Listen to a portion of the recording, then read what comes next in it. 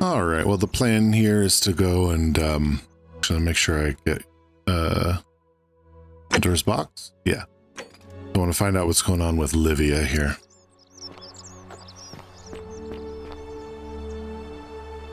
Ooh.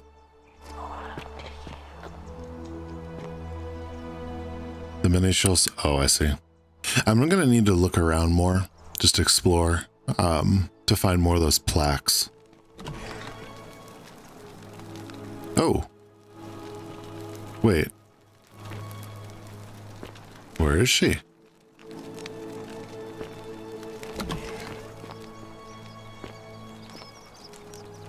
So, let's see. Perhaps the priestess might be able to help her. Well, I wonder where she is. Okay, well, I'll go find her then. Okay, well, I came back in here looking for the priestess, and I found this lady. It says the stranger. Or just stranger. A new face. Ave, and may Vesta watch over you. I'm Equitia. To what do I owe the pleasure of this visit? What's your story? Oh my. I take it people are quite direct where you're from. I suppose it's quite charming in its own way. Usually, however, you wouldn't simply march up to a Vestal priestess and without due formality or courtesy ask, "What is your story?" Oh. Sorry, what should I have done? The proper approach would be to arrange an introduction through a mutual acquaintance in high office, by which time you would already know how to address me. And then you would find a way to satisfy your curiosity rather more indirectly. But to be honest, I've often thought what an unnecessarily formal way to communicate that is. So, let's do it your way. You just keep being yourself and ask whatever you like. It'll be a refreshing change. Good. How did you end up here? You know, I'm not entirely sure. But what about you? How did you end up here? A stranger dragged me out of a river, unconscious, and sent me in here. I wonder if... No. What were you gonna say? I apologize. I don't mean to be cryptic. It's just that you've got me thinking. Have you spoken with any of the others about how they arrived here too? I really think you should. Go around and ask them what they remember and see if you notice any patterns. But I have. All right, I'll do that. Good. Thank you. But please be careful. I just don't want to see what happened to Livia happen to you too. Here we go. Let's see. I may have already noticed. What happened to Livia? Up until a few weeks ago, she was a perfectly productive member of our little community, darning clothes and cutting hair. She was always so chatty, always seeking out newcomers and asking them where they were from and how they wound up here. And then, about a month ago, she suddenly changed. She withdrew, stopped working and became despondent, started muttering to herself. Galerius and I visited her to see how we could help, but she just looked at us with this haunted stare, called us bloodless shadows, and told us we were ignorant of some pattern. Look, it could be unrelated. Perhaps she simply fell ill, or, as Galerius suggested, the weight of the golden rule was too much for her. But there is a small chance that she learned something, saw a pattern nobody else saw, and that it broke her. I just don't want to see that happen to you. So be careful, will you? I may have already noticed a pattern. You have? Then what is it? See, some people mentioned a coin, river, memory lapses, encounter with a stranger. I'm gonna say the river, because that seems for almost all of them. Yeah. Yes. I understand many of our friends were carried here by a river current. What else? Let's see, they mentioned a coin. Yes. I suppose that could be something. But then most of us do tend to carry coins on our person, don't we? What else? Memory lapses. That's true. I know I wasn't entirely sure how I wound up here. It's as I feared. I think I understand what poor Livia has been going through. Let me ask you this. Did you happen to encounter a stranger in the forest before you arrived here? I did, a young woman. And did you happen to catch her name? No, I didn't. I see. And was this stranger by any chance wearing a hood? She was wearing a hoodie. How could you have known that? Because I've seen her before. There's something I think you should see. I think you'd better follow me to the baths. All right, I'll meet you in the baths. But don't follow too closely. We can't have people thinking we're bathing together. Okay.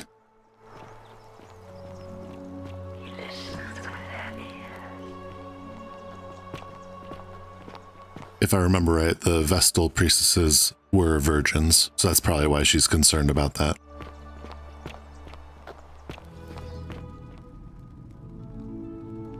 All right, you're here. You were asking how I knew the young woman you met by the river was wearing a hood. Here, look down at the bottom of the baths. It's a little hard to make out in this light. If only we could see.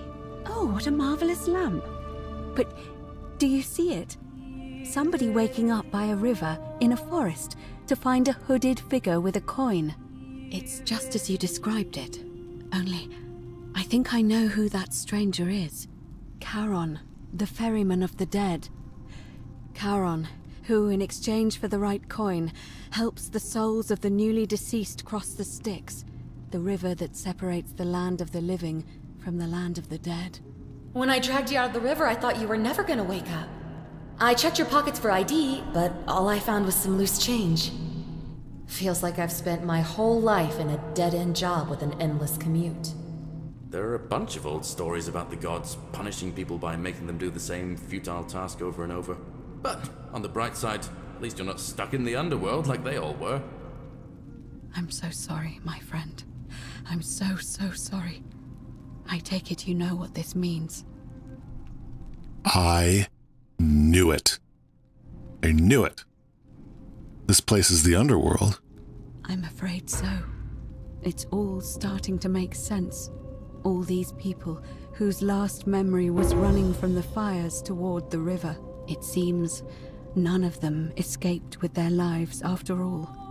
Perhaps we should be grateful they don't remember their final moments. It also tells us that the Golden Rule is the work of Pluto, the god of the underworld, and why his epithet has always been Father of Riches. I know it's a lot to take in, and you look as if you have questions, so I'll try to answer them if I can. It is all coming together. Oh. So, we're dead. That was my first thought too. In the old stories, the underworld was where the souls of the deceased were taken. But it was also possible for the living to reach it without dying, if they were particularly fearless. So I'm afraid I don't know. What can you tell me about Karen? Charon, not Karen. Oh, I'm sorry. I keep forgetting you're not from here. If you were Roman, or even Greek, you would know these stories. Each of them is slightly different, whether the storyteller was Plato, Homer, Virgil, or Ovid. But they always involved the souls of the dead meeting a grim ferryman named Charon on the bank of a river. It was said that he'd help the new arrival cross, only if they could pay him with a coin, an obol. That's why it was once our custom to bury our loved ones with a coin in their mouths. Charon's obol, we called it. Of course, an obol was a kind of Greek coin, because we inherited this knowledge from the Greeks. Why didn't you all recognize Charon immediately? To be fair, the ferryman isn't exactly as the poets described, and he, she, they seem to appear to different people in different guises. You say you saw a young woman with a hood, and I once heard Kabash mention a stranger in a ram headdress named Kirti. And Rufius described meeting a stranger named Kamut Tabal wearing an eagle headdress. But whatever form this stranger took, they were always wearing a hood of some sort, and their name always began with a K sound. I suspect the only way you'll solve this riddle is if your paths cross again. Why are there so few people in the underworld? Good question. Let's see. In the stories, Charon would always require a coin as payment for passage across the river. But that never made any sense to me. What does an ancient immortal being need with coins? In our case, it seems Charon didn't take the coins we had. He or she merely checked we had one in our possession. So, maybe there's something special about the coins each of us had on us. That might explain why we wound up here, but so many others did not. I was thinking maybe we're in some kind of maybe limbo, but I don't know. Let's see, were you trying to keep this from me? No. I mean, I had my suspicions, especially after Livia's ramblings, but I would never have figured it out without your help, I promise you. Okay, that's all the questions I had. Now that we know where we are, we have to figure out what to do about it, if we don't want to be cast into gold for eternity. We don't have much to go on, except the old stories. I remember 4 in particular about heroes in the underworld.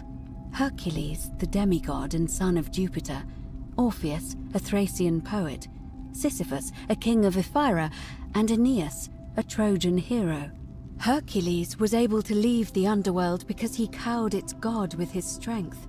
Sisyphus and Orpheus both relied on their wits instead. They persuaded the goddess of the underworld, Proserpina, to help them escape. And finally, Aeneas was able to escape with the help of a spirit guide, who led him through a secret gate. So it seems you have 2 options: to confront the god of the underworld head-on, or find a way to escape with the help of Proserpina or some other guide. Well, there's some other guide that I think is talking to us through the statues. Let's see.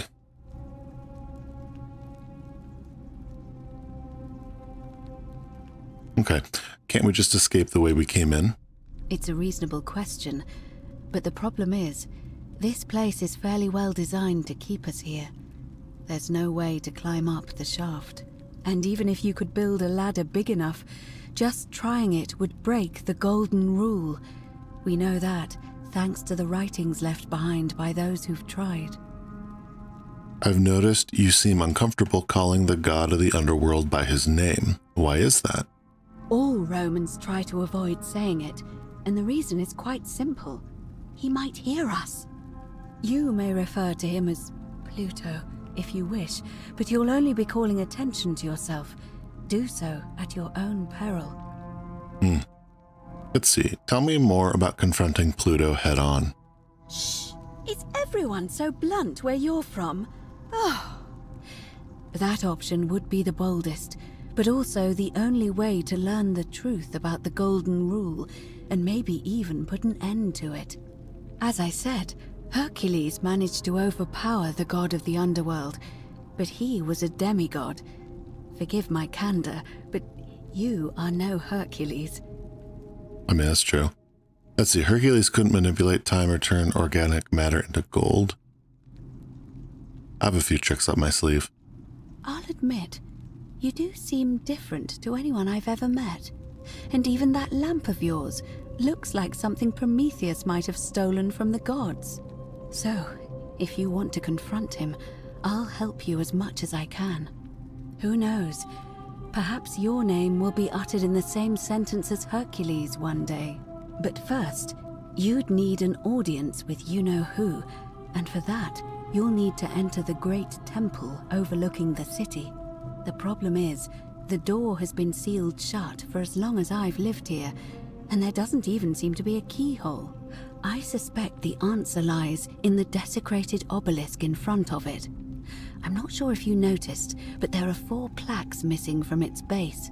It looks as though somebody, or a series of somebodies, forcibly removed them, and in doing so, dishonored and angered our divine keeper. If you could recover and replace all 4 of those missing plaques, I imagine he might be willing to receive an audience again. What can you tell me about the obelisk? It's the towering stone monument with 4 sides and a pyramid-shaped head that stands before the great temple, a dedication to the god of this place. You'll find them all over Rome, but of course they were looted from Egypt many years ago. It seems one of them made its way here too, although how is a mystery. However, this one is unusual in that each of the 4 sides is decorated in a different style: Roman, Greek, Egyptian, and another I don't recognize. That means you'll need to recover 4 different plaques: Roman, Greek, Egyptian, and a 4th, a mystery plaque. Okay. Well, we got the Roman one. Where would I find the Greek plaque? I don't know. But perhaps you should begin your search with the local Greek fellow, Georgius. His store is in the forum. I was thinking maybe, was it Virgil? Maybe he could tell me the different, what am I trying to say? He seemed to know the architecture, so maybe there's certain buildings that he could tell me where. Where would I find the Egyptian plaque? Perhaps Kabash, our Egyptian resident, would be able to tell us. Unfortunately, he disappeared weeks ago. But I did hear Aurelia is peddling rumors about him at the tavern, so perhaps you could talk to her, or just take a look in his room. I wonder if that's the... Oh. I wonder if that's the stranger under the, behind that temple. Where would I find the mystery plaque? I'm afraid you're on your own with that one. But perhaps finding the other 3 will illuminate the way. Okay, let's talk about something else. Tell me more about escaping with the help of Proserpina, or a guide. As I mentioned, both Orpheus and Sisyphus were said to have persuaded Proserpina to help them escape, and Aeneas was guided to the exit. The problem is, those are the stories of a poet, a self-aggrandizing king, and a brawler about their own heroic deeds, so they should be taken with a grain of salt. First, Proserpina. What we do know about her is, well, it's a grim tale. It's said the god of the underworld abducted and dragged her here against her will, forcing her into marriage. So she might be willing to work against him to help us. If the stories are true, then I suppose so. The problem is, how do we communicate with her without being noticed by her captor? Leaving that aside for a moment, there is also the possibility of a spirit guide. I don't suppose you've come across one of those in your travels? I hear the female statues whispering to me every now and then. Truly? And you're only bringing this up now? Then again, I suppose you were worried I'd think you were as mad as Navia. Can you tell me more? Is it the same voice?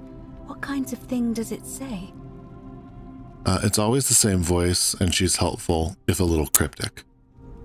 Fascinating. Perhaps she's a benevolent spirit. Or perhaps... Perhaps you're hearing the voice of Proserpina herself. If she has indeed been abducted, it would make sense for her to speak in cryptic whispers to avoid detection. Tell me, has she told you anything that might lead you to the way out? So I'm trying to remember if that other stranger, if there were any statues around there, because it seems like we'd have to, well, like here. Well, no, not here. We'd have to find somewhere with no statues, I think. Perhaps, she said, wade against the current and her tears run through the city and she weeps where the water flows. That is strange. There are no rivers here. Let me think on that. Perhaps I need to get into the upper cistern. Right, because the current flows into the city through the aqueduct and into the upper cistern. I vaguely recall wondering what was in there. but the door at the back of the great temple is locked up tight. You might be able to get a key from the magistrate, but if that doesn't work, perhaps you can find another way in. Let me know if you find anything in there. Okay. All right, I'm ready to get started. All right. I would suggest not discussing this with anyone. The best we can do for them is to let them remain oblivious for as long as possible. As for Livia, it seems she's been shouldering the weight of this terrible secret all this time. Perhaps it would comfort her to know she's not alone. Okay. Let's see. I'll have a chat with Livia first. In any case, time is of the essence, so you'd best begin. May Fortuna guide you. Although you may not need her with Proserpina on your side. Bye. Okay, let's go talk to Livia. I can ask her about her stories and whatnot another time. All right, here we go. Ixion, just as the ocean accepts the rivers of all the world, so this place accepts all the souls, but it does not notice the crowds that come. I figured it out. I know where we are. Say it. Speak its name. The underworld. Then it is true. I was right. You were. I thought I saw it, but when the rest of them could not, I kept thinking I must have gone insane. I had to tell myself it was true over and over again, until I wasn't sure if I was deceiving myself. I must apologize if my words seem cryptic. I'd found comfort in reciting the Metamorphoses by our great poet Ovid. He gives such an uncanny description of this place. I cannot help but wonder if he himself came here. Would you like to hear it? Yeah, it might be helpful. Sure. I will do my best to remember the relevant verse. There is a downward path, gloomy with fatal yew trees. It leads through dumb silence to the infernal regions. The sluggish Styx exhales vapor, and by that way, the shadows of the newly dead descend, entombed with full rites, and the ghosts of those, at last, given proper burial. The wide, thorny waste is cold and pallid, and the newly arrived shades are ignorant of the road that leads to the Stygian city, where Black Dis has his cruel palace. As the ocean accepts the rivers of all the world, so this place accepts all the souls, and is never too small for any populace, nor notices the crowds that come. There the bloodless shadows wander without flesh or bone. Some crowd the forum, some the house of the ruler of the depths. Others follow their trades, imitating their previous lives, and still others incur punishment. I hope I have done it justice, and now we share a secret. It's as if you've lifted a great burden from my shoulders. Thank you, friend. I think I should rest. All right. Well, now let's get in to that temple. So let's see. Point of paradox. Figure out who's now. Collect the stolen plaques.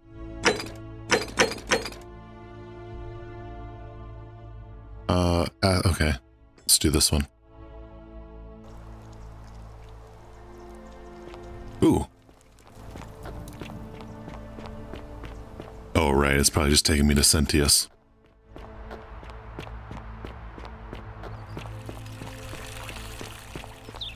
Ave. Oh.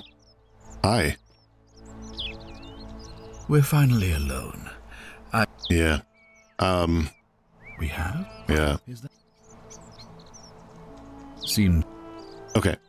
May I have the key to the upper cistern? Yeah. I think it's best if I hang on to it.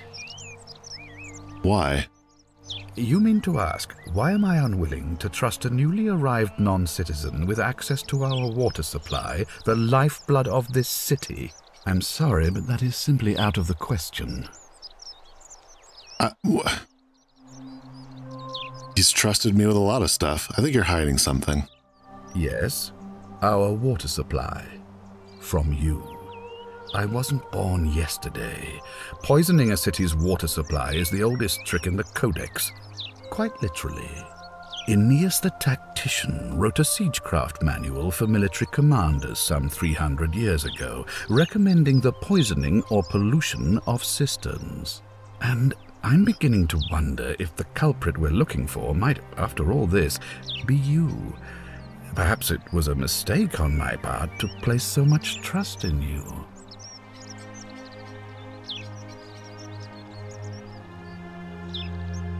Fine, I'll let it go. I'm glad to hear that. Now, was there something else? No. Thank you. I'll be waiting here for news. I'm starting to dislike him. Oh, and if you didn't know, Codex is just what you probably think of as a book. It's the leaflet form, so as opposed to like a scroll. Okay, well, let's see. Oh boy.